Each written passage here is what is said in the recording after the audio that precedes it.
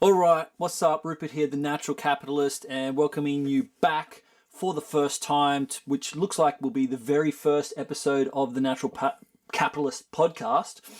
And my first guest today is one Suvi Dewsnap, and Suvi is probably one of the biggest natural capitalists that I know. Now, what do I mean when I say natural capitalist? Well, I see capital as life pulling together and accumulating resources, whether it's money, knowledge, experience, or plants, to have there at our capacity to reach and then leverage to use in the future to make a better life. And this guy here, Suvi, has basically dedicated his whole life to growing plants, growing food forests, and getting more connected to nature.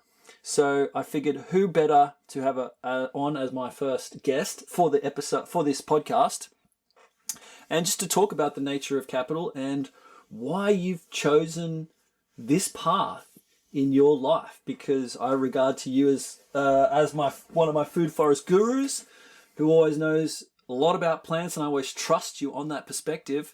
So yeah, I'd love to hear and share with the audience, why plants? Why food forests, Suvi? Well, first of all, thanks for having me here. As you know, I was there when you pretty much filmed your first little video as the natural capitalist. Oh yeah, when I came up with the idea. We were on the job and planting reforesting native rainforest in the Nerang River catchment, and what better time to come up with the idea than to be planting a forest for the future, not with extractive investment in mind, but just the functional aspect of what that forest will offer, not only for stabilizing the river, the bank, erosion, but the wildlife. We were planting bush tucker plants in there, so yeah, like, something doesn't have to be extractive in the sense that it's going to give you a physical thing back again in the future that you take away again.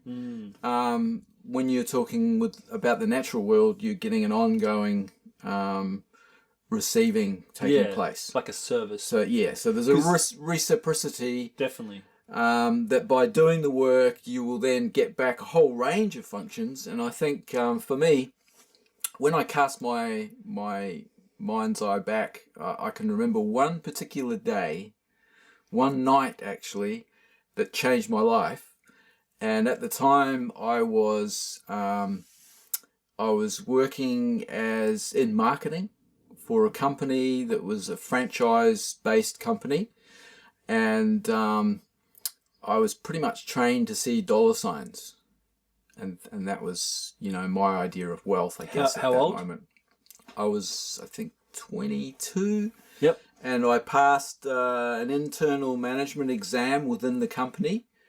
And I got the top mark for New Zealand and Australia. It was a Canadian-based company. And that meant that I was going to get to run a branch as a manager. And then, I could then see that beyond that, the next step, like my current manager became an owner of a branch and, became very wealthy. Mm-hmm. So I was on a path. And I chose that path initially. Which sounds like the typical pathway that we're sold as a kid, right? That's right. Get a good job, make some good money, build your career. Be successful, yep. In a monetary sense. Yep. And one particular night, I went into town. I went out on the town. I was at a nightclub and, fueled up and had a great night. But as I left the nightclub at 3 a.m, and I was walking through the city, and I lived kind of on the edge of the city, and so I often sort of walked it rather than worrying about taxis or whatever. And I was walking through the city, and I was just seeing for the first time in my life the city as it really was. So I was seeing the homeless people, I was seeing the angst on the streets, bit of violence, and just the whole facade of the city. And yeah, and I remember it was like it was in slow motion, all playing out before my eyes. And I finally made it home, and it was like I was having this cathartic experience, and I literally stepped into the shower with all my clothes on and was just cleansing myself and peeling off my clothes, but just cleansing myself of those views, I think. And I got out of the shower, dried myself off, put on some clean clothes, rang my boss, who was the owner of the company in Canada. This is what, 3, 4 in the morning? This is like 3, 4 in the morning in New Zealand, but in Canada, I can't even remember what time it was. Right, so Canada, it was a reasonable time difference. Reasonable time, yeah. Yeah, and he answered the phone, I talked to him, and I basically resigned on the spot. And were you under any substances this night? Like, by the time I got home, I'd come down. Right. So you've had this big realization. I had this big realization that was bigger than anything I'd taken. It was wow. And you took substances. I had no regrets. You took substances that night? Yeah. Well, maybe a bit of weed, and I was just drinking. Drinking, yeah. It wasn't any like psychedelic. I think alcohol was probably my drug of choice at the time. Yeah. But I wasn't, I was capable of walking the length of the city. Yeah. So you just got charged up, had a real awesome night. But then just had this experience. Walking home, coming down, you're seeing kind of the a city for realization, what it really is, or the dark side of it. That's right, yeah.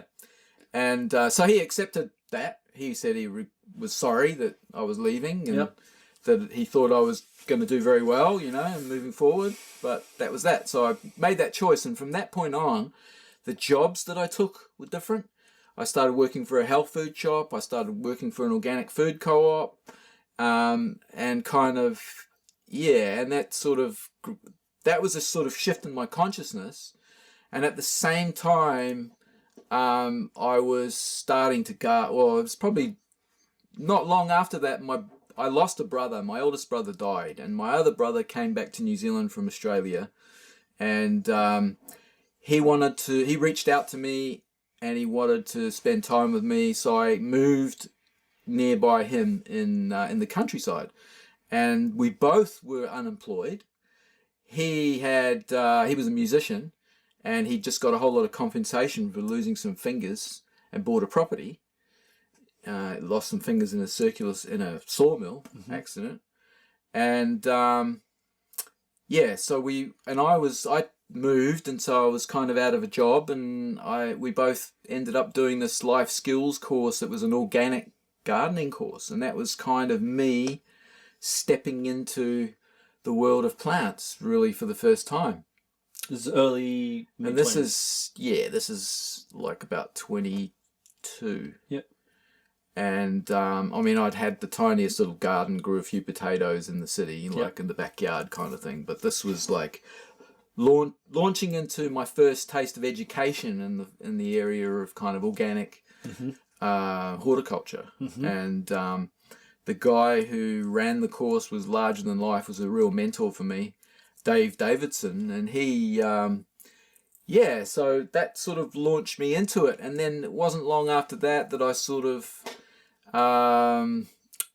encountered some real other mentors of mine, a couple of cousins who were basically doing food forestry, where they bought a organic avocado orchard, and they basically retrofitted it as a food forest, just planted every type of food plant. So I actually saw, maybe it had been 4 years in the making already, so it was already reaching the sort of magical mark of being able to really function as an ecosystem. And that inspired me. And then after that, I just realized that was all I wanted to do. So my next step was then finding a place where I could do it. And that was ended up being on a community where I rented a 25-acre share for like $25 a week, and spent probably the next 15 years growing a food forest. Wow. And surrounding myself with natural capital in the sense of plants, living systems. Mm. Now here's a little like an angle I'd love to like dive in on, right? Because there's many forms of capital, right? And that was you saying no to this sort of corporate financial way of accumulating capital. And you went then directly into this process of building natural capital of plants around you. But then I guess there is this trade-off when it comes to access to land. You're then relying on social capital, which is your relationship with the person who does own the land. So I guess, that's then where the risk lies, right? And so, I know partially, and maybe you could just elaborate here, that after that 15 years, you were just asked to move on, and you'd invested all of that time and energy into the place. And I guess, did you know that was at risk the whole time? Were you okay with that, and you just didn't care because you wanted the experience? The specifics of the community I was living in were that it was originally, when I first moved there, it was a community. It had about 8 shares. It was set up as a company, a holding company, and but it was leasehold land. So the government in New Zealand had all kinds of assets, land assets around the place, and in the 1980s, when they were kind of resetting everything, the old Department of Lands and Survey there was kind of changing into what became Landcorp, and in the process of doing that, they identified that there was a lot of pieces of land that they held which weren't serving them any purpose whatsoever. And that particular piece of land was, and we're talking I think about 150 acres or something, bordering national parks or native reserves, one national park. And the lease was $27 a year. It was like a peppercorn rental. And it was a 99-year rolling lease that was due to run. I think the people who set the community up had bought it with about 20 years left on it. And now, when I moved there, it only had maybe 7 years left on it, and then the lease was coming up. But it was perpetual rights to renewal. And so under those sort of legal parameters, the government decided it wasn't worth keeping. Wow. So they wrote to the shareholders of the company, the holding company, Clearwater Farm Limited, and offered the opportunity to freehold that land for $27,000 or something, which ended up split between the shareholders that were there. It was so much per share, and they could all afford that, so they did that. At that stage, the original couple that set the community up had split up, and they had 3 shares each, and they both kept their shares. And it was possible for me to buy a share, but I didn't have the money. So I was caught, like you're saying, I was caught in this position where I could either go back to the city and make the money to buy the share, and then by the time I'd done that, then I would start planting. Or I could just start planting and kind of trust the process and hope that eventually cash flow would come and I could somehow afford to buy the land. So I chose the latter option, mainly because, I was turning on to permaculture, and the overwhelming impulse in me was to act that out, to put it into practice, not to go and earn money to buy a bit of land. It wasn't really so much about the land. So at the end of 15 years, I actually came to Australia initially for a year and still had that rent, that lease. And then there'd been a bit of flipping between the two, like the owner or the person who supposedly owned that share was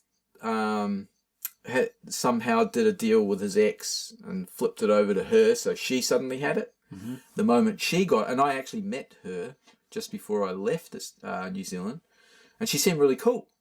But she said one thing to me, oh, well, yeah, like, you might want to buy it, though, because one day I might go crazy or something. And I kind of didn't think anything of it. She seemed really cool, and it wasn't long after that I came to Australia. And then within a few months of being in Australia, she wrote to me and said, I want you out of here. I'm ending it. Like, come and tear down your shack you built. Like, so, but as I explained to you in a previous podcast we did, by that stage, I'd already ground myself in Australia and started doing it again. And so it was really easy for me to just let go. And that's what I did. Mm-hmm. And then I've done that in a few places since. Mm-hmm. And now I'm here, I'm doing it again. And it's just, like I'm in a similar position because I'm just kind of trusting the process. Yep. Because neither of us own the land here. Yep. But we have opportunities on the land. Yep. And those opportunities could lead in a number of different directions. So, it's quite exciting, but a real unknown process at the same time. Totally. And what do you think it is? What was your motivation, or what is your motivation for doing this or living this life? Well, firstly, I'd need to say that at the same time there was that process of waking up and that process of embracing the natural world And untangling from the city. Turning on to permaculture. There was a corresponding process of my eyes opening to the system, the way it was set up, and particularly the financial system. Yep. Hence that brand of capitalism. Yep. And I guess at the same time, for me, the writing was on the wall. Like, for me, I could already see that a lot of the things that are happening in the world today, we were heading in that direction.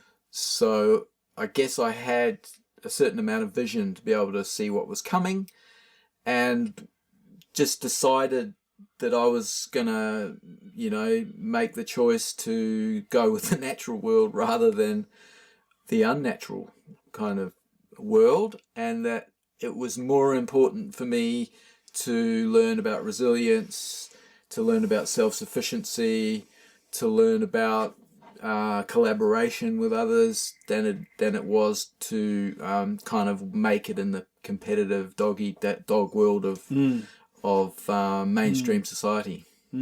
Yeah, look, man, I can totally relate. I think I went through a very, very similar journey, right? There's a very similar story, and I'm sure there's people listening that can relate to this, maybe going through that process right now. It's this awakening process, and for me, it also happened early 20s, and it's still happening for me, right? I'm still awakening, coming out and realizing, oh my gosh, I've been still holding these beliefs around things that are not actually true. And you mentioned the financial system there, and this is where our conversations do get really juicy, because we agree on a lot of things, but then there's certain terms like, the way we say capitalism is the problem, or capitalism is evil, and then there's, competition is bad. These kind of ideas that we deem as bad or wrong and then reject, right? Because the financial system is corrupt, but then as I've gone deeper, I would say, oh, wow, it's not actually capitalism that's the problem, which I think is actually a natural process. And I realize that's a dichotomy for a lot of people to go, what, natural capitalism? That doesn't make sense. But the idea being capitalism is simply this accumulation of resources. Plants are even capitalist, birds are capitalist. They're pulling together things to create conditions for them to flourish. So we do that, and then we trade with each other. And nature is this free trading thing. And I think that's essentially this idea of capitalism, is this idea of private property. If you've worked to accumulate the thing, that's yours. And I respect that with every other individual. And then we trade our capital. We trade our capital and we build up capital and make the world better. But then there's this financial system, which we think a lot of our activist upset friends that you think would be the most aware, and I was them as well, blame the corporations, we blame the rich, we blame everything except what I see as this monetary system, a fiat monetary system, which is this idea of governments printing money, debasing the money, and that's coming from a centrally planned authority, which is not capitalism at all, and it's enforced by violence. So, yeah, I don't know, like, I'll have to hear your spin and take on it, because, there's way more to it, obviously, and I guess what you said, you saw that you're awakening into that financial system, and that it's corrupt and it's broken. And I qualified it by saying that brand of capitalism. Yes, that's right. Because I think, in essence, I agree with you in the true sense of the word capitalism. The way I see capitalism is when you take a resource and use your energy to enhance that resource. Yep. And then you can sell that resource, money just being a measure of exchange. Exactly, yep. That will then factor in the work that you've done. Exactly. So you can make a fair profit for the work you've put in. Yep. And accrue energy in the form of the resource or money. And then apply that to other things in your life and grow your life. Yeah. And we're here to grow our lives. Exactly. I mean, that's why we're here. And whether it's in nature, planting a forest, or whether it's just in the world of human society. Building tools, providing goods and services and products. So for me, there's nothing wrong with that. Exactly. Yeah. Except that got hijacked. And if you look at... Tell us how it got hijacked. If you look at the situation in... Well, I mean, obviously, it goes back a long way when you look at, say, the UK and Europe. There's some, like, for example... there were, I think, was it the original? What's the family? The Rothschilds, right? The original Rothschild. Yep. He had several sons, and they all went to different cities. I think it was the Rothschilds, maybe it was the Warburgs, but there was one of those banking families. The Rockefellers. No, it wasn't the Rockefellers. One of the European banking families had, I think, 3 or 4 sons, and he sent them all off to different cities and different countries to start the banks in those countries. Yep, they're partner banks, the sister banks. Yep. Yeah. So that was the beginning of that kind of that system of banking, where it took that leap really into then financing wars.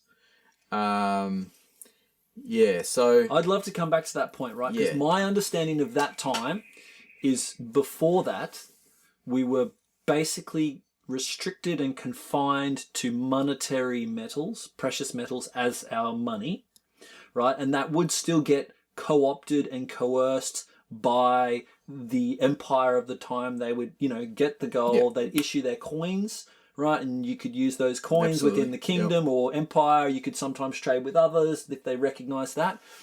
But of course, there's this temptation to, when times are tough, water down the money, dilute the money, cut it with something else, take shavings off. So there was always this temptation to corrupt. And what you're talking about then with these merchant banks and stuff, as our transportation and technology got better and our trading routes got further and further, we came to this like choke point with gold and precious metals that are heavy and risky to transport long distances. So then the best merchant networks, the best merchant families would set up the warehouses for the gold, right? So, you don't have to take the gold on that crazy trade mission. We'll hold the gold for you, give you a paper receipt. Promissory note, And then you can go see my partner bank in that other country place, and we will trade that note for the gold. Yeah. And that's, that's kind of my understanding how it came about. But Yeah, again, until eventually they realised that they didn't need the gold there to issue those notes. Yes, and so it's a And this is basically the thing about that is, I think that inherent in human society, as societies move into a pyramid kind of structure, and you have a kind of level of elite, that level of elite will end up corrupt. That's just the way our I think it's kind of a human tendency. And and that's exactly what happened, and that's just been consolidated over time through families, dynasties, because let's face it, once you have wealth, you have an advantage. You certainly do. That's the capital, right? Like that's the idea of accumulating capital. So you have an advantage over life. And to get to that point, you also need to have quite a ruthless attitude. You do.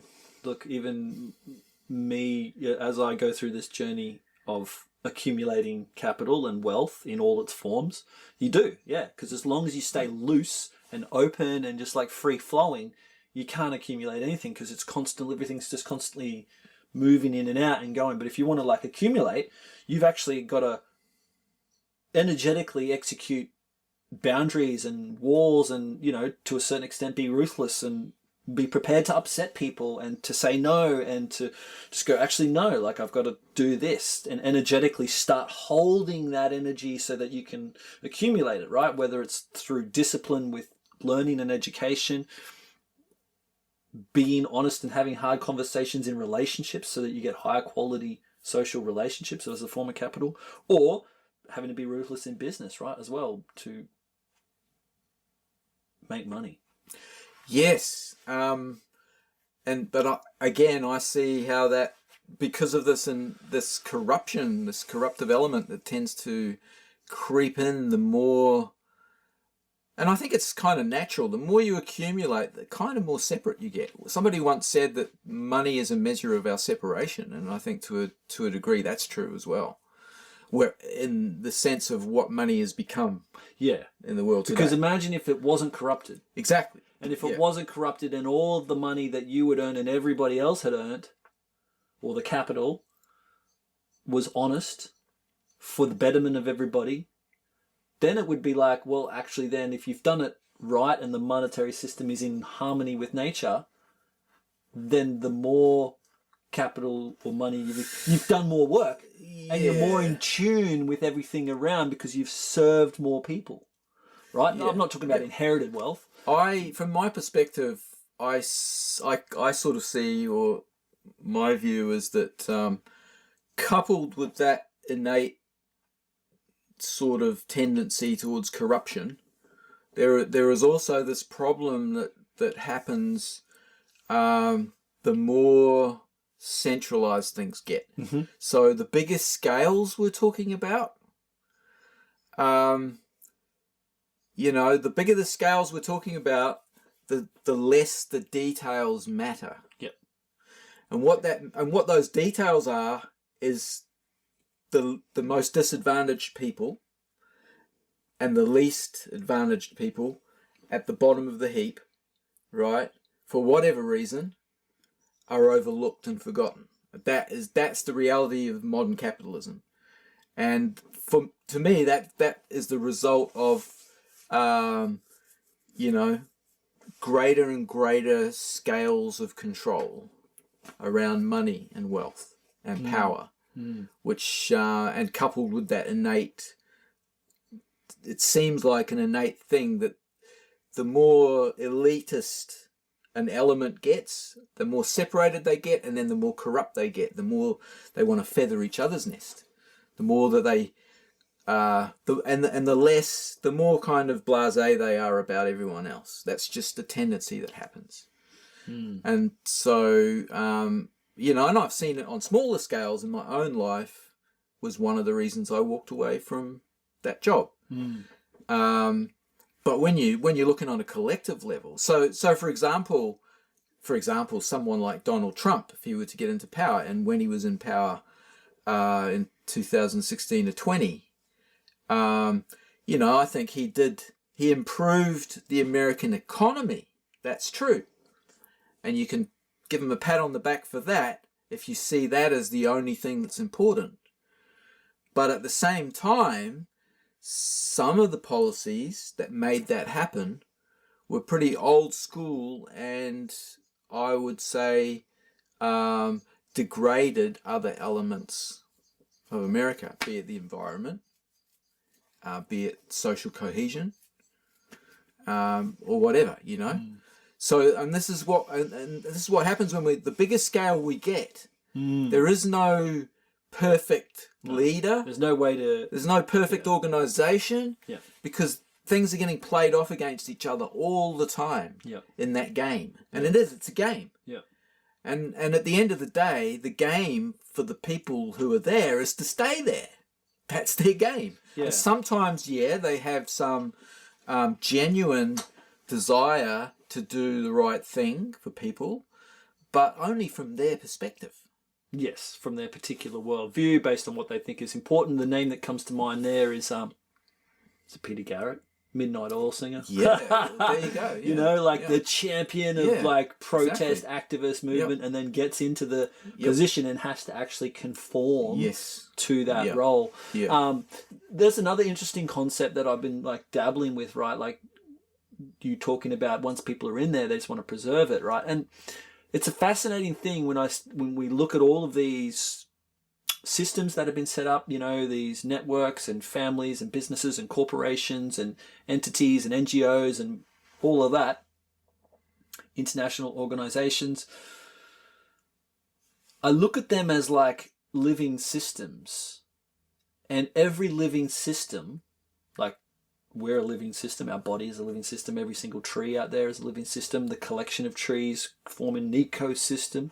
Every living system wants to live and preserve itself for as long as possible, and it doesn't even care, like you know, like a parasite or something doesn't even care if the host dies. It's just like, I don't care, I just want to keep the thing that's going alive or going. And so it kind of, when we look at this system, monetary system, some people call it capitalism, I call it a central banking fiat monetary system that's desperately wants to keep itself going and will do anything it can. And that's what we're going to see play out, like it's, and we're seeing it play out.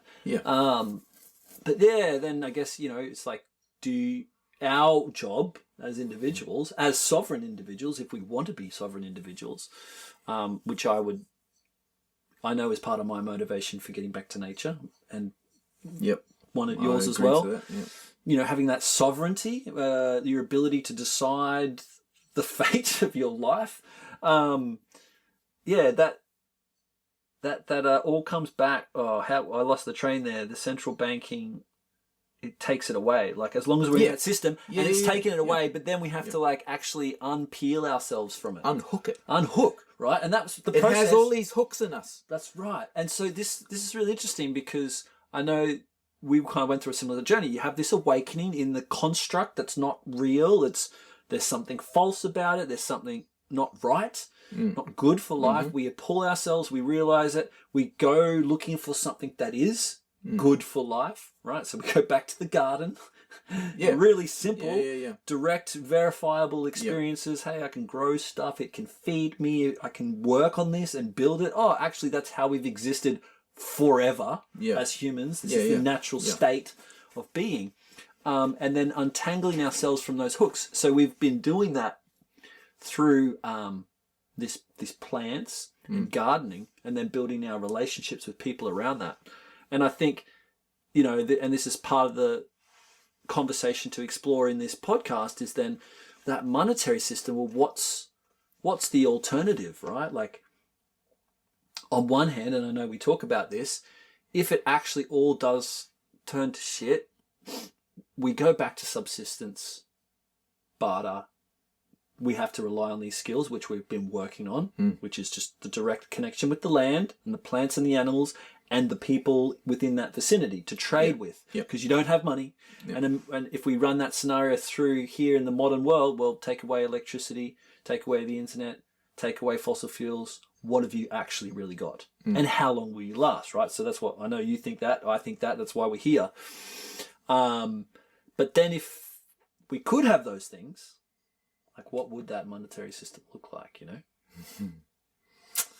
Yeah, well, it's a good point. I don't think I've really placed my emphasis on that question. I think for me, the $1 million question I asked was, what do I actually need? You know, and so I went through my primary needs. This is way back when I was, you know, realizing, no, I'm heading out of the city. I'm going to hit the country. I'm going to unhook myself from all of this dependence I have on For sure. this system. Which we still both do have. To a degree, yeah. But like, and you know, to some degree it's a privilege and a luxury to be able to have one foot in each side. Totally. You know, and as long as we can have our foot in the side of the system, we will probably have our foot there. Because it's a choice. You can go to the shops and buy something you like to eat, or Pretty you know, awesome. whatever. But you can't grow yourself or whatever. So yeah, definitely. But still, that primary question: what do I need?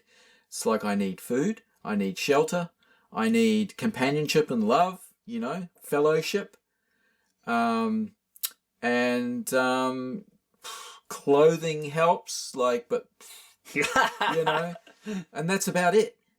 And water. so You didn't say water. Yeah. So like, you know, if you can, and all of those things are things that you can satisfy for yourself. You can provide for yourself, like, or provide in association with others. Yeah. So without needing to buy them from anyone. You know, like, and so that's where I started. And I guess to a degree, I still, you know, the obviously the problem is access to land. That's the biggest problem. Now, there's a lot of land that's not being used. You know, so, and there are people that live feral lives on the edge of society and, you know, parks, and even in this part of the world. So I was amazed when I came to Australia and I landed in the Gold Coast and basically lived in Byron Bay, at how many people were living ferally in the sand dunes and the parks of Byron Bay. You know, so it's possible to live that way. The homeless are doing it, right? Many people are making the choice to be homeless. You know, I don't think every homeless person on the street is there because of misfortune. Well, I think one can, you know, you can look at it from either extremes. Yes. One's the misfortune and they're the poor, innocent victim, and the other is they're completely responsible for their situation and they choose that consciously or subconsciously. Yes. Somewhere in between. And yeah, so for me, like it was, the way I see it, you can always have access to land if you know people.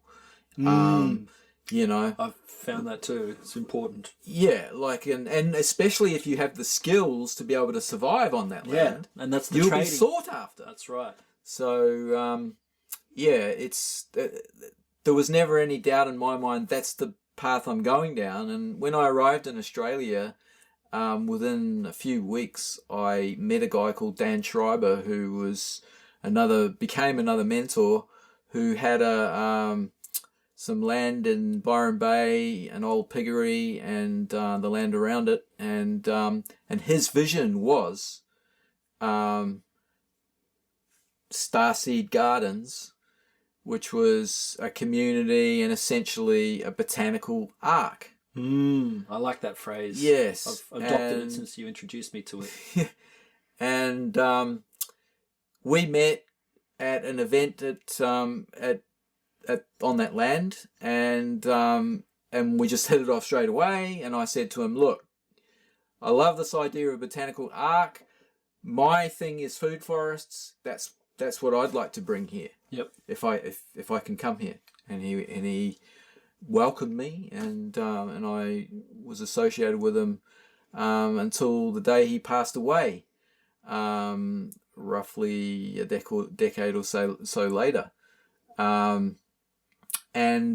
Together we worked on that vision of a botanical ark that was essentially covering every human need. So whether it be food, whether it be medicine, whether it be fiber for clothing, whether it be plants that can produce energy, and then sort of an educational environment where people would learn the skills to use those plants. And it was unfortunate, tragedy really that he passed away, because he had so much to offer the world at this time. But certainly a legacy that's worth carrying on. Certainly. I can relate a lot to this part of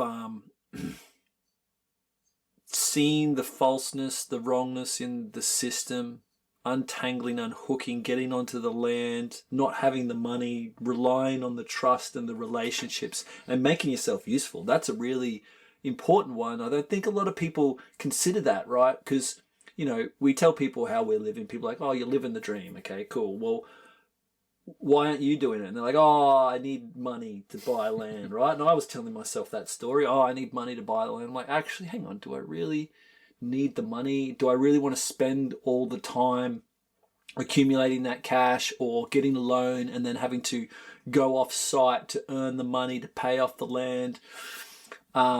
Or do I just figure out how to get on that land now through someone I know and make myself useful and start adding value? And that's pretty much what I've done, right? So now I get to look after a 52-acre site and a community. I get paid for it, and I don't own it, but I've made myself useful to the owner. And I think that's an option that a lot of people don't even consider. Now that I've gone that path, I'm like, I would never actually do it the other way, because you get to live the life doing what you want to actually do and get paid for it. I guess you don't have to carry all that risk of, because when you're the owner of the land, you either got to run it like a business, so there's money coming in, or it's a money pit and you're just sinking money into it.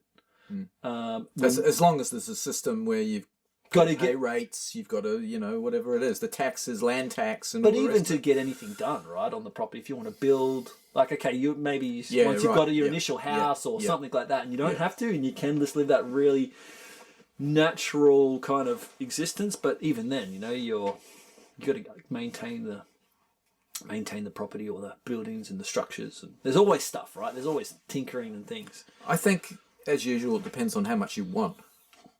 Because, you can live pretty simply. People have been doing it for millennia. Yeah. Yep. Using exactly the resources around you. And you can learn how to do that. Yeah. But, I think the big thing is that even, and it's getting more like that now, like there's no paper titles anymore. Everything's digital. Yeah. Yep. And so, where's that going? That's interesting. Well, I mean, this is an interesting topic, because people get upset about this particular thing, right? The paper titles. You don't have a paper title anymore. Well, what is that paper title? It's really just representing information, and it's a record, a transaction, like a stamp, and that's all it is. And that's how paper money came in too, right? We recognize that actually we don't need the physical gold, we just need the information. We need to know who owes who what, who's done the work, and who has agreed to these transactions, right? We just need to keep that record.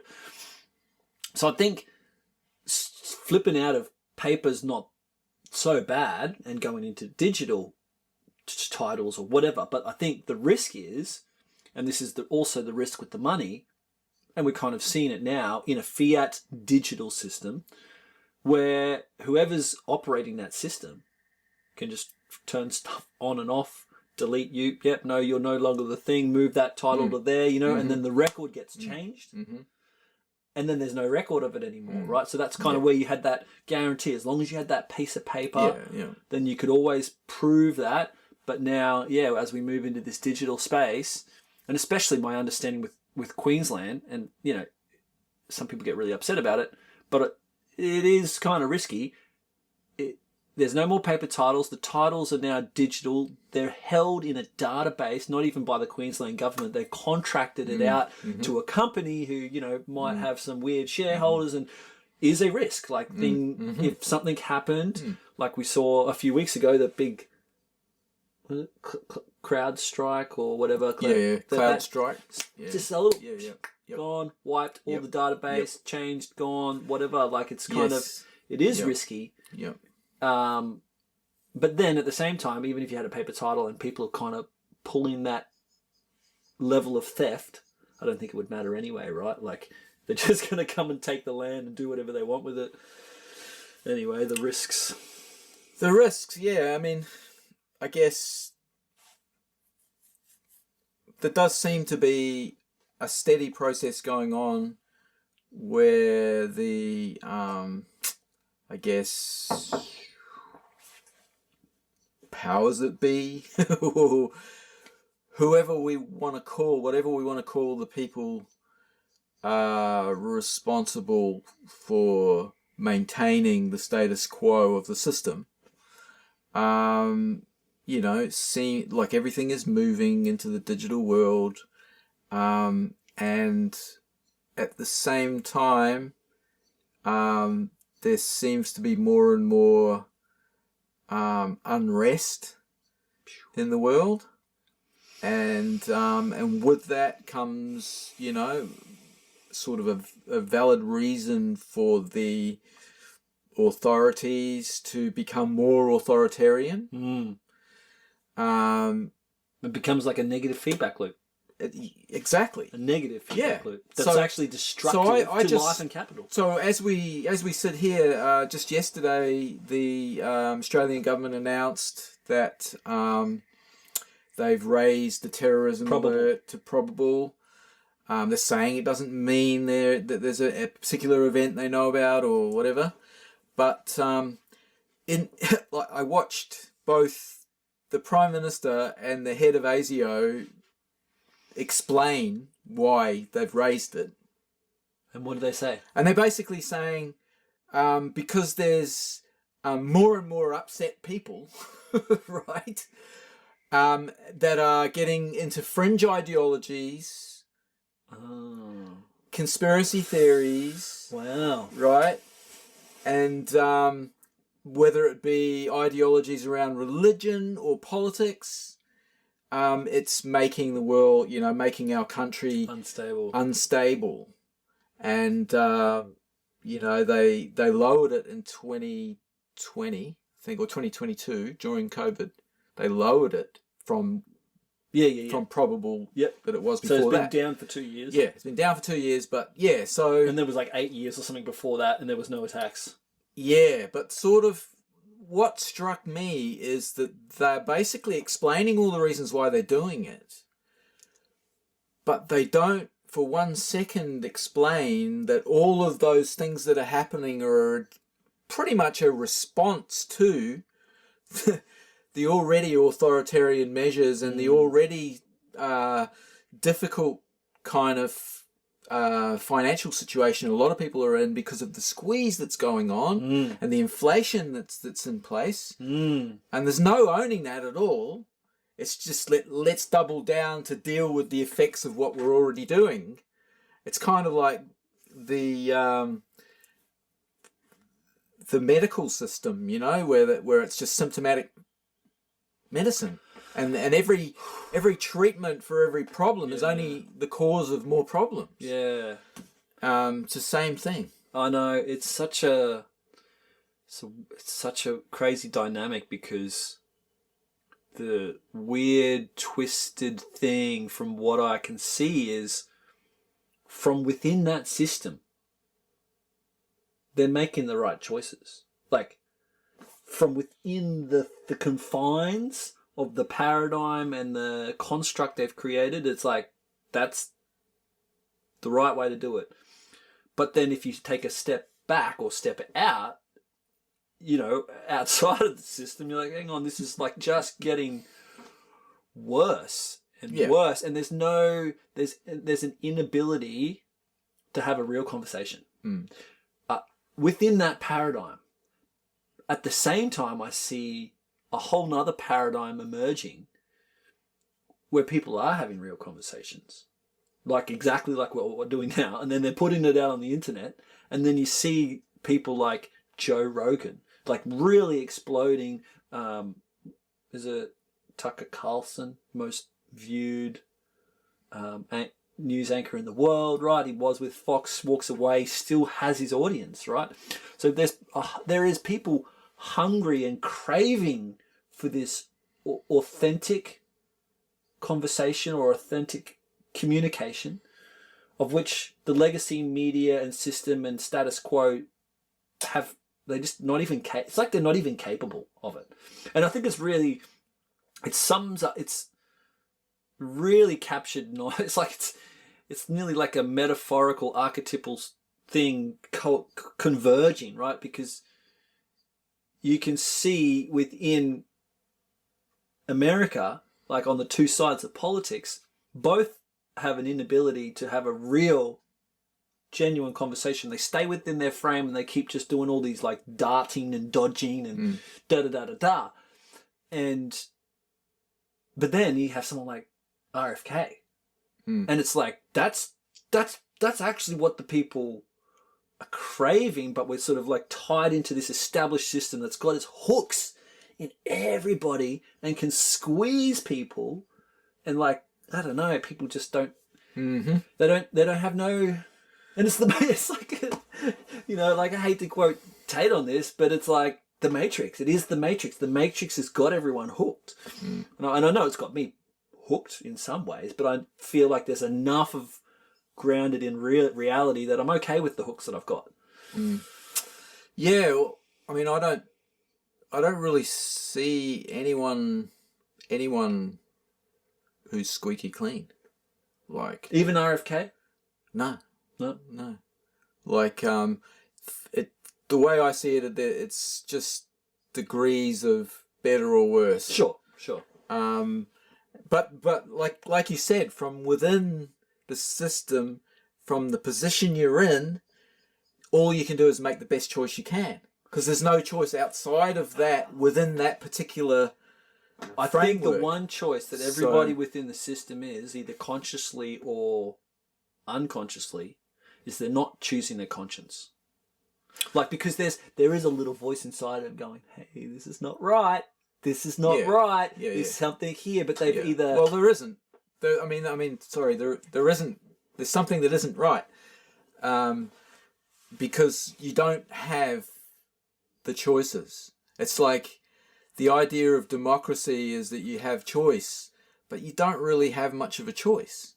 You know, whether it's left or right, you don't really have much of a choice. No, because the system... And, okay, RFK may be a better choice now as an independent than voting for either one of the mainstream parties in the US election, but there's no way you've got that choice because they've shut him out. They've just shut him out. Yeah. They shut him out when they wouldn't allow him the platform on most of the mainstream media. They've shut him out when they wouldn't allow him to, you know... participate in the debate. Exactly. So he's at a disadvantage, and that automatically will cut his votes, because people are going to go, well, there's no point in voting for him because he's just not going to get the votes. And so it's a self-fulfilling prophecy that that's what's happening, you know. And then when you look at the two parties, you know, and it's the nature of politics. Leaders get thrown up, or candidates get thrown up, and, you know, they're like a different species, politicians. Yeah, totally. They will always position themselves in the situation they're in to try and get the votes they need from the right areas that they think they're going to need to get them from. Yeah. And they'll say what it takes, they'll do what it takes to try and get into power. Yeah. And they'll maybe have one or two achievable promises that they'll do when they're in power, but those promises won't really make an ounce of change. They might make, you know, the tiniest bit of change to a few people, or a percentage of the population, but in terms of the fundamental framework of everything, it does nothing. It does nothing at all. Yeah, And then there's these deals they do on a larger sort of scale that even make things worse. And the fundamental framework, I would argue, is essentially the monetary system, right? Because that's how they get to direct and capture everybody's energy. Nope. Yep. We'll throw rebates over here, grants over here, tax these people more. They get to decide and direct all of that energy. So that's why I've come back to, why we go to growing food and reality. Well, they can't get us there unless they come in with guns and take the land. Or, and then also, Bitcoin being this ability to then have this monetary framework, a system that's outside of that system that can't actually be, well, even though they're trying, can't actually be corrupted by them. The question I was going to ask you is, why do you think we and others get so fascinated or captured by this drama, like real life drama, politics playing out?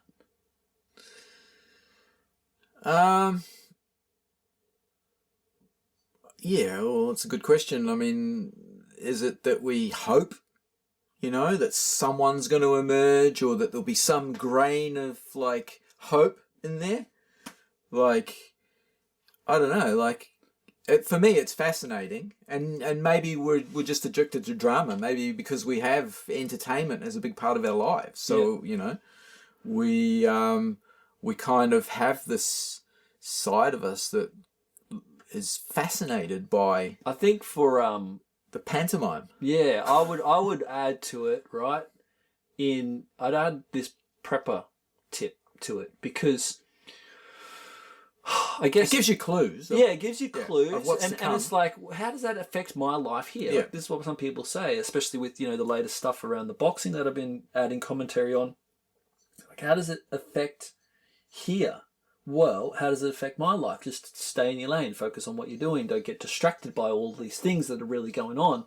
But it's like these things will have actual real world effects to our daily lives. And I see, because we're within this Western cultural system, which is within a fiat monetary system, which within America and the politics, which way that goes and how that plays out will directly affect us, because I see it all connected. I see these tensions building in the US, and that's going to clash. We've got it clashing hardcore in the UK. People are saying it's civil war in there, and then so it's all kind of like this. It's like a clash of ideology that will, like you said, the Australian government's now put it up to probable, it's going to come here, and we're going to experience it. And it's like, I guess it keeps motivating me to keep doing what we're doing. I'm like, what can I do? Well, just got to keep doing this. Keep building up the Fort Knox, Noah's Ark, the botanical ark, but it's not just botanics, it's people and relationships, and it's an organization, with grounded, but then, hang on, we're in a fiat monetary system, so now there's this process of getting us onto Bitcoin. So we have these, a resilience essentially for all of these unknowns that could come this way, because, the Olympics is coming to Brisbane. 2032. It's only 8 years away, right? So, this is all coming here. Yeah, I think we have to be. There's two ways to look at it, and I think we, on one side, obviously, it's an issue that is be important to solve somehow.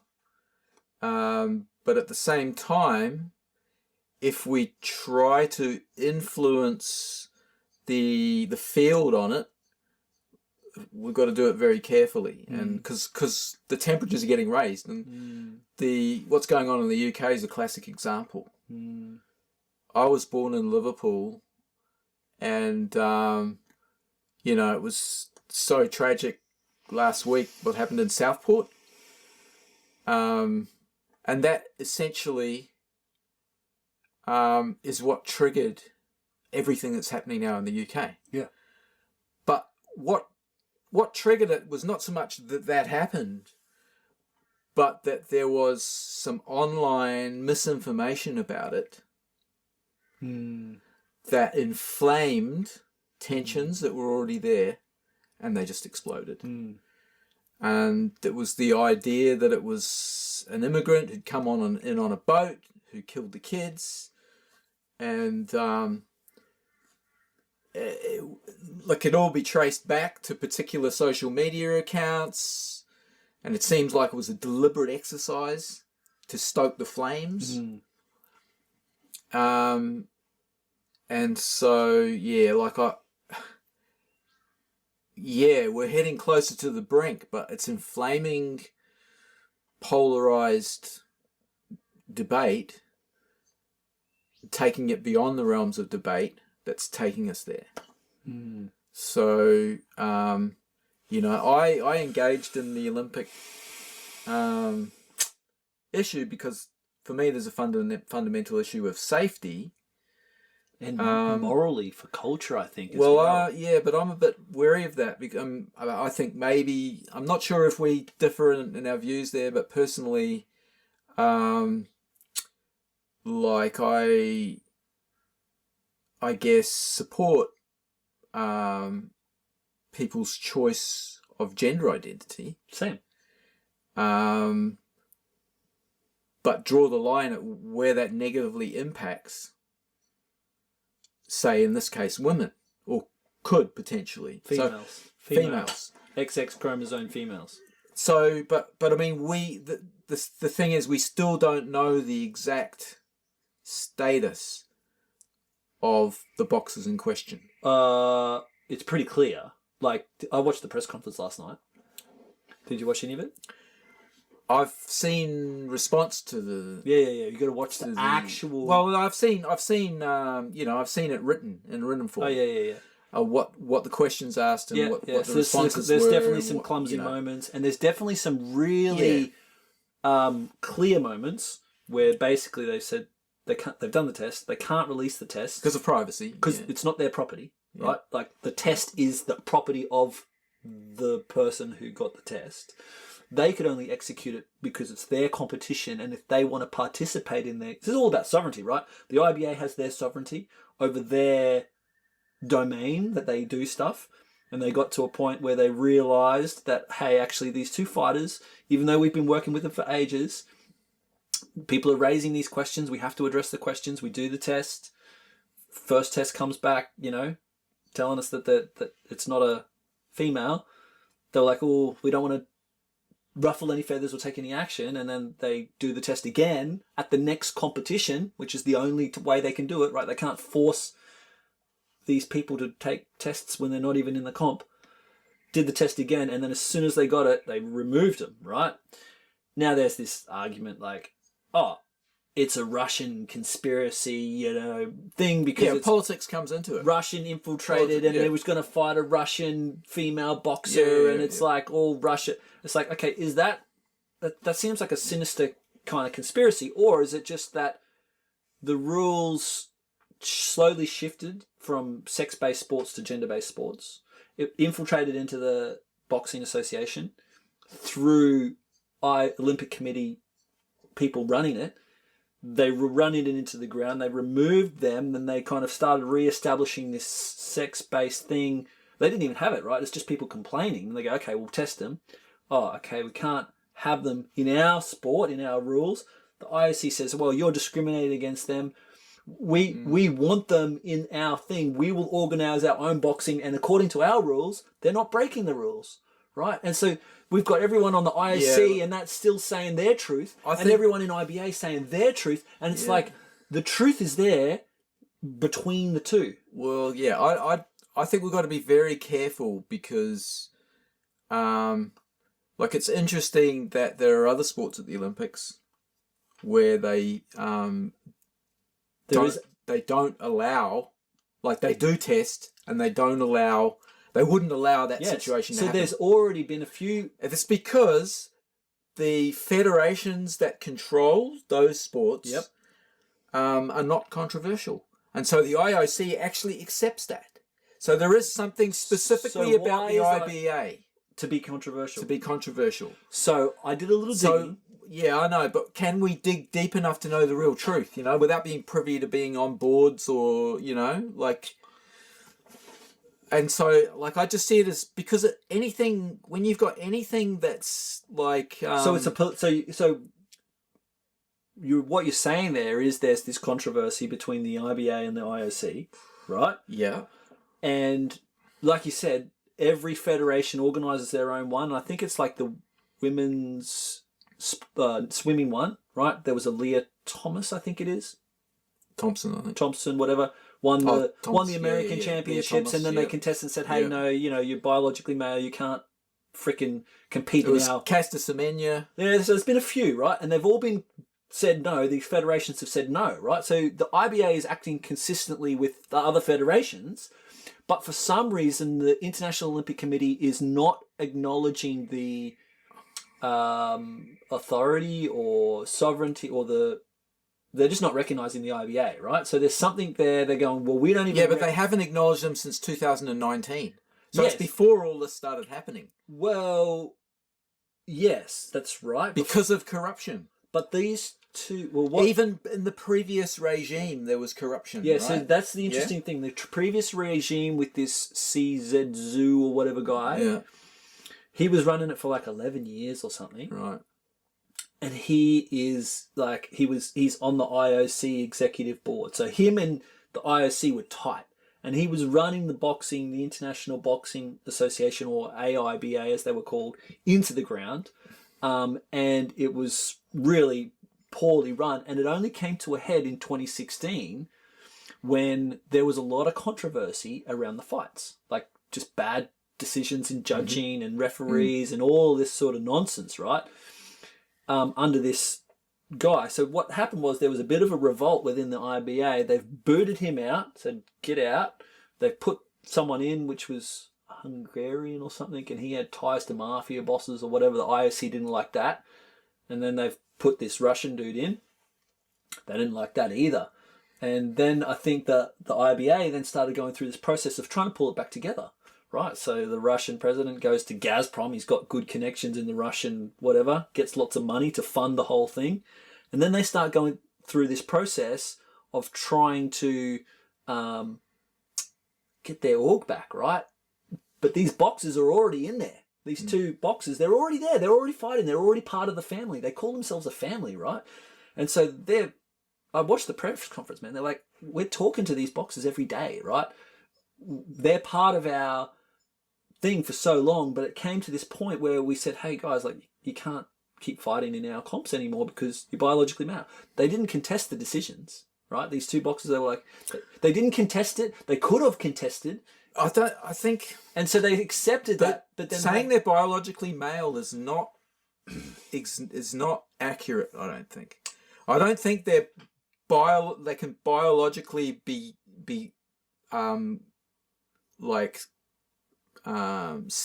they can't say that they're either like biological women. There is, right. So this is part of the confusion campaign. So when you look at the science, there's the primary way to determine sex. Yeah, right? look, I just think there's the primary way to determine sex. Primary way to determine sex is through the chromosomes. Right. X, Y. You can get all these other variations of XXXY or this and that, but it always comes back to it's either male or female, right? It's the only way life reproduces. Then you get a secondary... There's anomalies. Then you get a secondary... Yeah, all these anomalations and variations. And then you get a secondary sex determination, which is by the genitals, right? So you can see how these two kids were born. Looks like female genitals. Yeah. Looks like a vagina. Born raised with a vagina. As girls. Female on the certificate. Yeah. Raised as girls. Yeah. All of that. And up until puberty. And then they hit puberty. Yeah. And then it becomes obvious that they're not. And then it's like, oh, well, that would suck, right? Yeah. Like that would be a huge thing to have to go through for them as individuals, for their family, for their friends. And then they decide to participate in boxing. They can under the rules because it's all based on gender, so it's okay. Yeah. But then you can imagine these two kids, they're teenagers. They're only like getting into their mid-20s now. Yep. So they were young. Mm-hmm. Now, this is one fascinating thing, and I haven't seen anyone have this conversation. Because they are biologically men, they're going to get bigger and harder and tougher with age. Whereas they're going to be fighting biological females that have a very, very limited window with their physicality to be able to compete. And if they continue to compete, we're going to see these two just keep... It gets more dangerous. It gets way more dangerous, right? This is why it's picked up. It was pretty much one punch. They fought in 2020. Because people are saying in the past, they've lost, like Khalif lost against the same fighter in the past. Yeah, yeah. But it is possible. And this is I've been putting us out there as well because, obviously, like, if there's XY chromosomes and testes being responsible for testosterone production, even if it's embedded within a vagina-looking thing, yeah. Then, and there are apparently, different possibilities there. Yeah, all these possibilities. Yeah. And this was an interesting... Various levels of genitalia. And this is the interesting thing that all the press, the reporters were trying to bait the IBA. Like, were they born women? Were they born there? And it's like, yeah. We don't know. Yeah. We're just going on these bloody tests. Yes, we don't want this.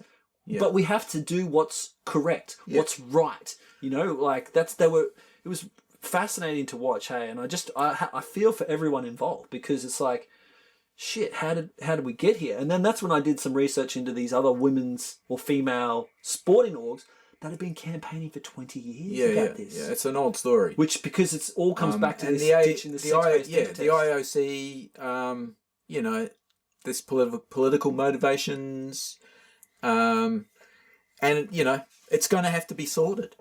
I'm very careful about the way I engage with that because I think that fueling that fire, there's just so much polarization that you caught flack putting stuff out there. Yeah, look, it's so. But then, a part of me thinks like, fuck, I could write more balanced, nuanced approaches, and I've seen some really good posts. Right, people acknowledging the reality, but then calling in the deeper moral questions. But at the same time, there's a part of me that comes back to like, actually, it's really simple. It's actually really simple, and there's a lot, like, I watched that first fight. I was just having a late night Twitter binge, and I watched it nearly live, and I just saw it blowing up, and I was just like, I watched it, and I was like, whoa, that's weird. How did that happen? How did someone that's got that physicality in there fighting? Okay, look, do some research, and then, like a boxer tapping out of a fight, just going, that's a big deal. Within seconds. That's a big deal. Like, she's been training the whole life to get to this point. That's a big deal. Mm-hmm. What is it? What would happen? And then making comments and retracting those comments, and then other fighters going in to fight and putting up those posts and then retracting that. So I'm like, okay, I can see this intimidation tactics of silencing. But then when I saw that other, can't remember her name, finish the fight, do this, I was like, this is fucking real. Like, the entire... everyone participating knows what's up, but they're all playing along with the pantomime, like, because according to the IOC rules, they're not breaking any rules. Yeah. And so everything's kosher within the framework of the IOC. Everything's kosher. Yeah, but I think the thing is, you and I can't change the situation. We can't impact the situation. No. But by engaging in debate around the situation, we kind of impact. Well, here's the wider situation, which is like division, essentially. Yes, but then I would rather have division that's based... I would rather have division of ideas that's like, where people are like doing the work to understand the ideas, and there's a division because people either haven't understood, rather than a false... No, I agree. I agree. But the fact that this has happened and it's out there on the Olympics again, right? And at a time when there's so many things bubbling away under the surface that would help facilitate an explosion of like polarized energy, I think, and exactly what you're saying, like I think there is some comment out there that's pointing out exactly what you're saying around the potential for this becoming more of a problem as she gets older, as she gets stronger, as she gets more powerful. I think it has to be addressed. I don't think it can be avoided. And so That's right. I think enough's happened now that it will be addressed. Yes. But it won't be addressed in this By, Olympics. No. Like, Well, that's what they kept they'll saying. get the Olympics out of the way. And that's the interesting thing. But because before the next Olympics? I think they'll have to. Yeah, They'll this is have the to. interesting They'll thing have with to. the IOC, right? Because they kept saying it's not fair to change the rules mid-competition. Right? That's why they didn't like what the IBA did, because they tested them mid-comp and pulled them out. And they kept saying it's not fair to change the rules mid-competition. Right? So according to the IOC, their rules are fine. No one's breaking the rules. It's all based on gender. Mm-hmm. How can someone born a woman, raised a woman on a passport, like Vagina. not compete as a woman? Mm-hmm. That's interesting. Haven't seen that come from the IOC or IBA or any of the boxes that she has a vagina. I think that's just spun up out of the thing. But that's a high. I don't think she can have kids. Well, this is another interesting part. I know this is another interesting. Casta Semenya didn't. It's the 5 ARD. Well, here's an interesting thing, and maybe I should do some more research. But I would theorize that most intersex variations from the normal of man woman, male female, can't have kids, because it is a genetic anomaly. It's a disorder or a difference from the norm, and they often can't. They pretty much can't have kids. Yeah. So that's the end of the genetic line. Yeah. I saw a very balanced. I posted it, a very balanced article by a professor, and it contained a table of, men on one side, women on the other side, then 5 ARD, and then other DSD. All these variations. Yeah, all the variations and all the characteristics of each variation. Wow. Yeah. And when you see it laid out like that, and this guy's a professor, he's qualified in the field. Yeah. But he was critical of the IBA. Yep. But he was still coming back to the point that something's got to be done, and it's time it's settled. And he's well aware of the history of it and how it's been a problem at times before throughout the history of the Olympics. Quillette article. Yeah. Yeah, I read that one too. Yeah. That was pretty good. So, it's an interesting thing, hey, because I was like, how did this capture me? Well, one, it was this late night thing. I saw it play out. I could feel it in me. I was like, ooh, this is not right. And the fact that, my post that got me cancelled from Earth Freak has these perceived undertones of misogyny and, oppression of women, you might say. And then I just that was dealt with, but then someone brought that back up on a random comment. Well, recently. For them, it's not dealt with. Yeah, that's right. So they brought it back up, and I was like, man, is this really a thing? And then I'm like, watching this, I'm going, where's the world at? Like, is it really gone? And then now it's kind of gone on this new take and explosion, and then it's grabbed me to actually try and do the work and understand what the fuck is going on. So what does this issue have to do with the natural capitalist? That's a good question. I would say that as a natural capitalist, I'm attempting to use my life to build capital around me that I have access to, that I own, you might say, in all its forms. And one of those forms is, there's two parts to it. It's what's social, right? And relationships. And I want to know who I can trust. The gender thing was a hot topic, and it revealed a lot when I first got, when the first controversy happened back in April and I got cancelled from Earth Freak. That revealed a lot, and it revealed to me in the comments where everybody's at. Like, that's their, when they write that thing, that is the thing that's the most important to them in the world, right then in that moment. And it's like, that's what they're putting down. Okay, I can see who's balanced, who's unbalanced, and who is at whichever end of the spectrum, right? So that's important for me because I need to know who I can trust as I'm building up my capital of social relationships. So first and foremost, who I can trust in the real physical space, and then who is my audience, I guess, online. And you know, it's a catch-22, right? Because if we just talk about things that no one gets upset about, then are we really having a conversation? But if we can talk about things, I'm like, oh, that's a sensitive point.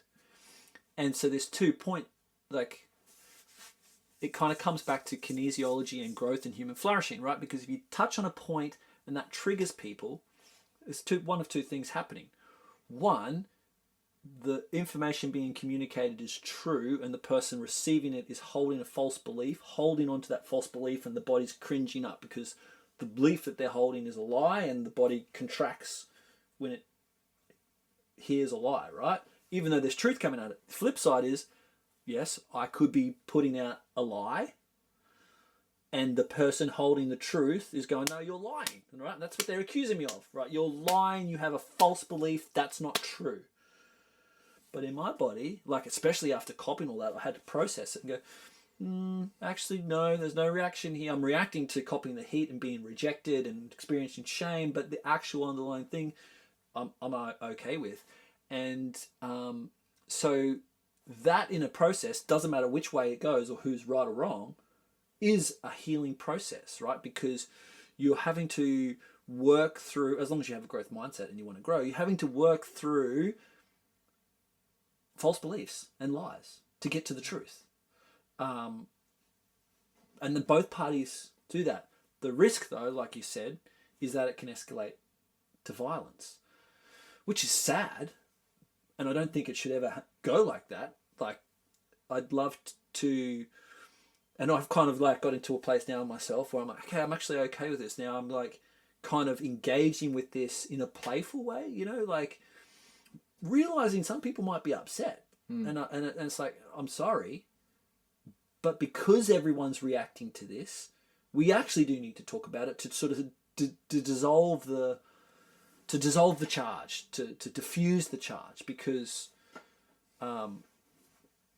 it's as long as you keep holding on to a false belief or holding on to a thing, that's just going to work you up more and more and more and more until where you explode into physical violence in an emotional state. Do you think that different people have different experiences in life according to different characteristics? Yeah, male, absolutely. female, whatever. Yeah.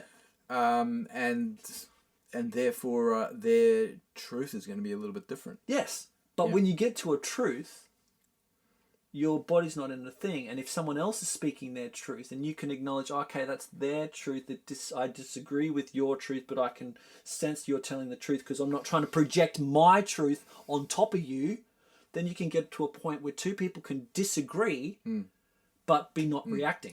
And I think that tends to happen in the first person, and so most of the people in your life directly. Okay, I fully agree with that, right? You because you have a relationship on a daily basis, you know. Yep. You can see beyond the issue. You can see the person beyond the issue. Sure. More clearly. Yeah. Now, if you and you're physically in their presence, so you can feel it as well. Let's say, for example, you were at Earth Freak. You'd actually gone to Earth Freak. Yep. Right, and then got to sit with all these people. Did a workshop or something at Earth Freak where you said some of the things that you said in your post. Yep. You would have got a reaction from people. From some people. But I tend to feel that you would have gone through a process with them. Sure. Of communication, face to face. Yep. That would have worked out a lot of that energy. Yep. That you don't get a chance to do when you put something out online and people, for whatever reason, are triggered and you're not there, and so they sound off from their imaginations more than anything. Or their false beliefs. Yeah, or their true beliefs, but that just happen to be different to yours. But you're not there, so you can't kind of get to the point where you're actually just acknowledging that. But here's the thing, right? So, and this is cool because I was like nearly going to make a video on this particular topic on its own. It comes back to that kinesiological response, right?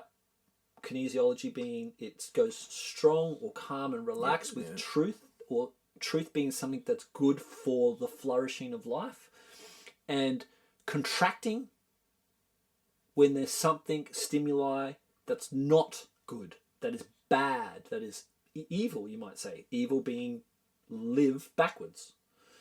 So it's contracting, and it's a threat, need to deal with it, whether it's just something that's kind of trying to come and get you, or it's someone trying to put a lie over you, or whatever. So you're contracting. But if the person... the system trying to put a hook in you. If the person... Yeah, fully. If the person coming out with you is speaking truth, like that post was a beautiful clearing process. Range of It was a beautiful responses. clearing process. No, really. Oh, yeah, Forget the responses. yeah. For me, writing, like I've been doing it for a long time now, writing is this clarification process. It's a codification process so that as you read it back, you get the kinesiological response. Yes, yes, yes, yes, yes, yes, yes, yes, yes. That's good. Put it out there. Put it out there. Even if some of the stuff conflicts with someone else's truth, it's still true for me, and then I'm all right with it. But then, and of course, it may change next week. When we see some new information might change. For your sure, truth. absolutely, always. Yeah. Then we look at the spectrum of reactions to that, right? And then there's someone's like fully yes, yes, yes, yes, yes. I share the same sentiment, Rupert. Yes, yes, yes, yes, yes. Some people say yes to some things, but no. I like one person in particular was like, I loved the underlying post. My problem was with how you reacted or handled the situation. Right? And he got all tensed up about that, and that's what created the tension between us. On the other end of the spectrum, there's people that go, Roops, bit cheesy, I'm a bit disappointed, I just disagree with you, you know, like whatever. There's no reaction, no charge. So they just hold a different belief that's true for them. Disagree. Agree to disagree. Right, and then there's the other end, which is the most dangerous end of, and then they come back with like fire and venom to spit on and try and destroy, and it's really dark. And I actually even think, I hope and I pray for the most part, even though there is this risk of it escalating into physical violence, that's a clearing process. It's a cleansing process. It's a like allowing people to get the dark shit out. And it might take 3 days, 3 months, 6 years, right? Because, and I realized that, and I'm like, this is kind of cracking the code of the internet. I'm like, you have to, if you want to actually make it, well, maybe for me, my story, because I'm not just picking some random topic random way that's controversial, and I could, but for some reason this is how I found it, is just to keep just talking about it, and maybe some of these people that are most venominic towards me, it'll take a year, and they'll just keep going at it, right? But then come good. And there'll be this moment. I've seen people... Some may never. Some may never, that's right. What's the word? Like, incompatible values. Yeah. You know, and that's cool too. Once you understand that, you just, you'll just avoid each other. Yeah, you kind of orientate yourselves. Yeah. Cool. Good convo. All right, so... if I was to ask you, and we do have these conversations a bit, where do you think it's going from here? How do you think it's playing out?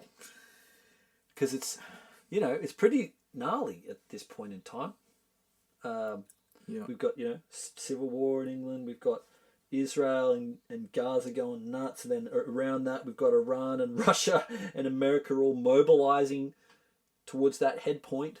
And then this unraveling of a freaking monetary system and stock market crashes. I guess the question is, what do you think's possible or probable? Well, I think that there's certain intentions that there is the desire and the intention of a a reset in many ways of the system. So the system, I think that we know now, and that we're literally watching it die a slow death, reaching senescence. And I tend to suspect that the powers that be already have the new system, kind of formulated, and the changeover has been kind of dependent on certain things that are now Playing actuality. Out. And what are those certain things? Are you saying, like, well, for a start, technology is one thing. Technology. So 5G takes communications to a level, so they can manage and move data in conjunction with AI.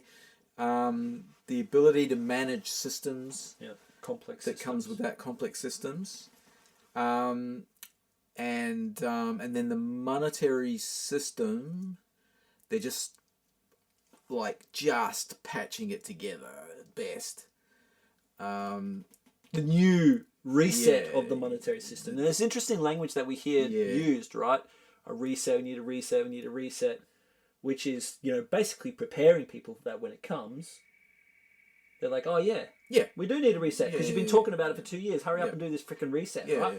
It just normalizing people to it. Yeah. But the thing is like, a reset means it's still the same system. Still the same people, still the same system. You're just rebooting it with the new program, which is, it looks to be a more tightly knit central bank digital currency network, right? It's going to be a network of central bank digital currencies that they're going to try and run the world. It could also, that's, I think there's more than one faction. Sure. For sure. Like this complicated power dynamics. It gets weird, It's not just there's one kind of global new world order that's going to just boom. There's a few different factions, and that it plays out in politics. You see elements of that playing out.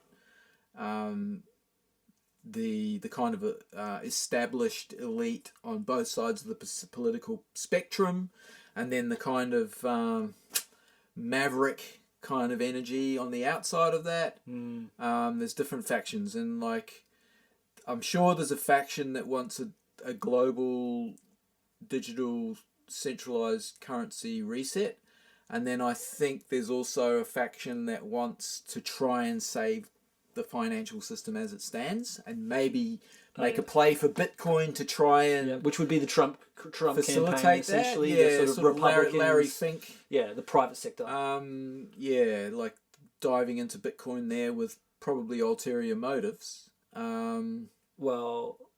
Ulterior simply being get the intention, Bitcoin, but whether that's possible or not. I don't even know if you can have ulterior motives with Bitcoin. It's like, you get the Bitcoin and you hold it long enough, you then hold power.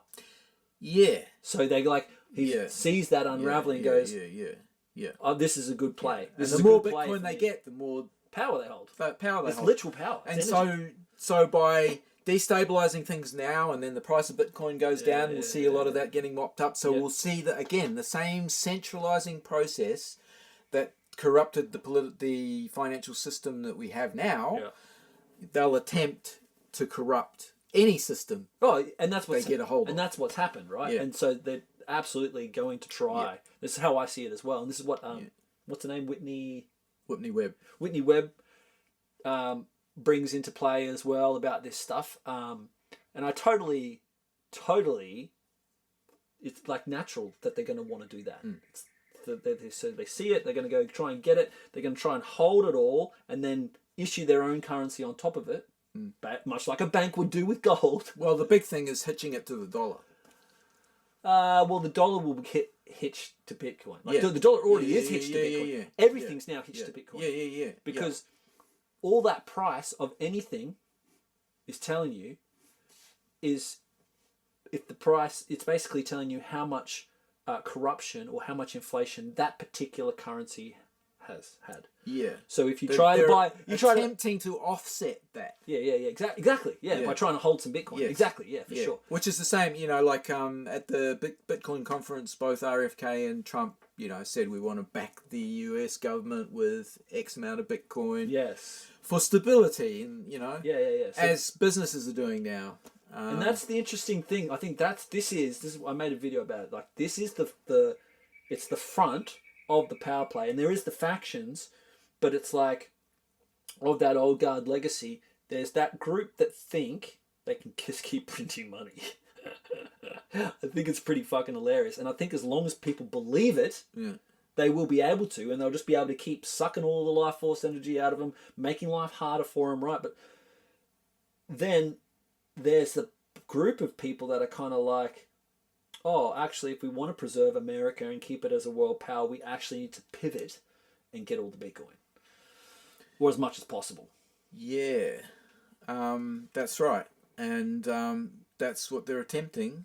And but at the same time, the money printing, the thing that creates the need to print more money is like emergencies and wars. Yeah, crises. Yeah, crises.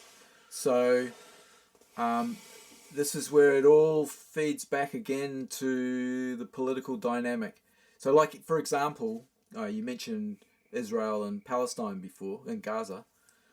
Even RFK supports Israel. Yeah. Even RFK has said he'll keep sending, not just even with money for arms, but it's the money they send to Israel every year anyway, even when it's not for arms, just to prop Israel up. So even within the factions, which they've been doing for years. So even within the factions, there's factions, right? So within this pro-Israeli group, there's some that are the totalitarian globalists that just want to print the money, and there's people like RFK that are kind of like, no, we can't keep doing that, but we still want to hold a There's position. like an interconnected play of factions, and some of those factions have got more leverage than others. Totally. And so they're kind of like kingmakers of but it's all still quite chaotic and only lasts for a certain period of time until the next kingmaker comes in and makes a play. Well, there's some that, like, if you look at Vanguard, and you've got BlackRock, which is Larry Fink, which has got all the infrastructure for pretty much the whole planet, right? And they're continually buying new infrastructure. But then you've got Vanguard, which is a really interesting company, which is like, I don't think you can even find out who the board of directors is. And I think, and that's, along with BlackRock, they're the two biggest shareholders in most of the infrastructure on the planet. Yeah, but then, the Kingmaker plays, this is where they've both deviated, right? Like, they've kind of played the same playbook till this point. And then BlackRock's gone all in on Bitcoin. Vanguard was like blocking it. Mm-hmm. And then, their CEO got fired, and they actually appointed the chief technology officer of BlackRock, who led the whole Bitcoin campaign, as the new CEO of Vanguard, because they were like, fuck, we need to so there's another EFT coming probably with them, And actually, Morgan Stanley's talking about it. So there's all these companies posturing to enter the Bitcoin field, which is going to, like, when the mop-up happens, I want to wait and see what happens then to the price of Bitcoin afterwards. Like, like, while that's happening, obviously the price is going down. They're buying up Bitcoin and consolidating Bitcoin into power cliques, which then gives them the ability to influence the price of Bitcoin just by buying and selling at will. Yeah. Well, yeah. To make it fit into whatever else they'll be able to influence the market for sure by this, like, ability just to dump coins or hold coins. But I guess it's a little bit different to the legacy system in that it's transparent and like the actual protocol can't be changed. So all they can do is manipulate a free market. They can't manipulate the actual rules or the system that holds the market.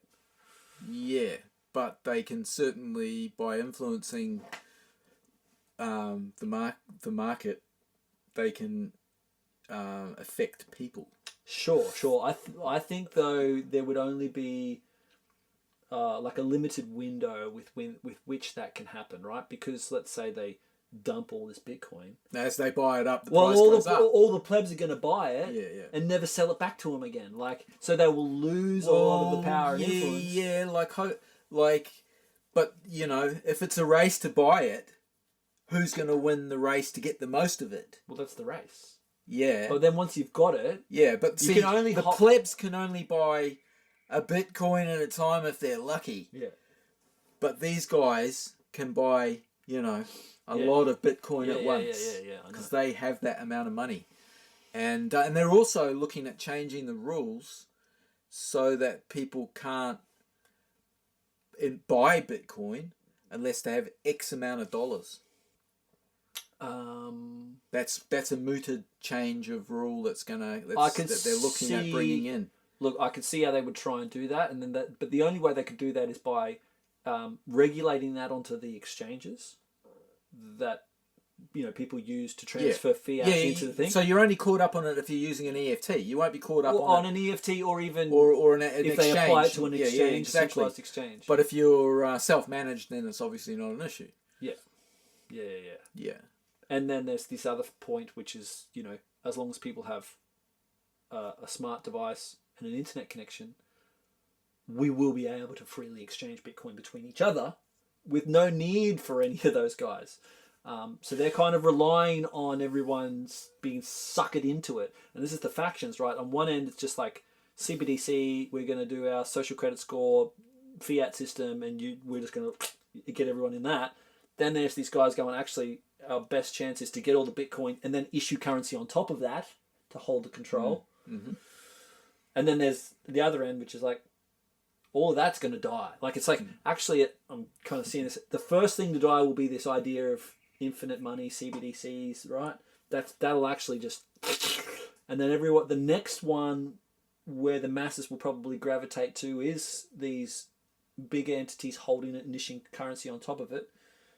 But I think ultimately over time that will fade out too, because as that Bitcoin gets distributed, because it will have to be it's always being distributed between people to make exchanges, it's kind of like going to simmer out again, if that makes sense. Because these guys can only pull in such vast amounts because of everything that they've earned or managed to get on their balance sheets through the fiat system. So they're throwing all of their fiat power to try and get the thing. This is kind of like what they talk about with the game theory, which is the first country that starts issuing their currency to buy the Bitcoin Venezuela. wins. El Salvador. Yeah. But they're so tiny in the scheme of things, it doesn't matter. But if big country that does that basically wins, but that's when you get the hyperinflation of that currency. So it's kind of like a race to get as much as you can before it completely unravels. Do you think these big companies like BlackRock would be investing in mining? Oh yeah, yeah. They are. Yeah, no, I've definitely heard that. They have been for a while. And mining, do they then, with their clout, their power, the amount of sheer money they have, are they capable of like mopping it up, like at a faster rate than would otherwise be mined? Is that no? There's only the pace, the halvings and everything. It's only the pace that it goes at, right? Yeah. So there's I think it's 3.25 Bitcoin per block or per day at the moment. Per block, I think it is. That's the reward per block, and that's every 10 minutes. Right. Then that just every 4 years that gets cut in half. So there's only so fast you can mine anyway. Yeah, and there's like this thing called the difficulty adjustment built into the algorithm. So basically, a certain amount of power needs to go in to solve this algorithm, and then the idea is to try and, if someone just starts ramming in heaps of power, but supplying all this power to the network, they can take control of the network by supplying the most power, solve the blocks, and then start to manipulate it. Yeah, right. But there's this difficulty adjustment, so the more power that comes in, the harder the problem that gets solved, so it keeps it sort of, so no one can actually ram in the power to take the network. Yeah, it's pretty fascinating stuff. Yeah. Cool, man. Well, bringing it right back to that pump. I'm glad that didn't happen since. I just want to give you some seeds. Oh yeah. What's the seeds? This is the Bangladeshi hyacinth bean, which is a perennial. So basically, it's a lab bean, but you grow Looks it like lab grow bean, it yeah. for the pod. So it's a perennial podded bean Okay. that's abundant, producing all What's it called again? winter long. It's Madagascar bean. Oh, that looks different to the Madagascar I got. I got a Madagascar. No, sorry, not Madagascar. Bangladeshi hyacinth bean. Oh, sorry, not Bangladeshi hyacinth bean. Cool. And you just treat So it like you a... treat it like a Madagascar. Oh, yeah. Grow it on a trellis. It'll be there for a few years. Yep.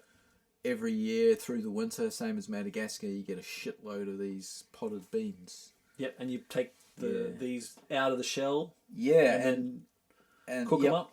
Well, the whole pod. Oh yeah, you can The whole do pod. the whole pod. No, that's what it's for. The whole pod. That is the crop. But then, as they get to the point where the individual seeds, just like with pigeon peas or whatever, once Sort they're of nice shrink and and hard plump. up. Oh yeah, right. No, Yep. before that, even when they're the seeds fully formed but it's still green, Yep. then you pop it out, throw them in soups or whatever. Yep. But as my mate Dan Schreiber used to say, we're looking at one seed, but in that one seed is infinity. Because that one seed will produce a whole lot of other seed, and every one of those seed will produce a whole lot of other seed, and every one of those seeds will all the way out to infinity. So that's the magic of the seed. Yeah, totally. It is pretty amazing, isn't it? All encoded into it. Awesome, man. Well, that's great, because I was just going to make the last question like, hey, what's going on in the garden? So Bangladeshi hyacinth bean, perennial green, and treat it like a Madagascar bean. So I can use Perennial the whole... bean, not a perennial green. Did I say green or bean? You said green. Ah. But yeah. Cool. All right, well, I think we'll just wrap it up there, man. Cool. Thanks Awesome. very much for the combo. And Yeah, good chats. yeah, man, that was good. That was good.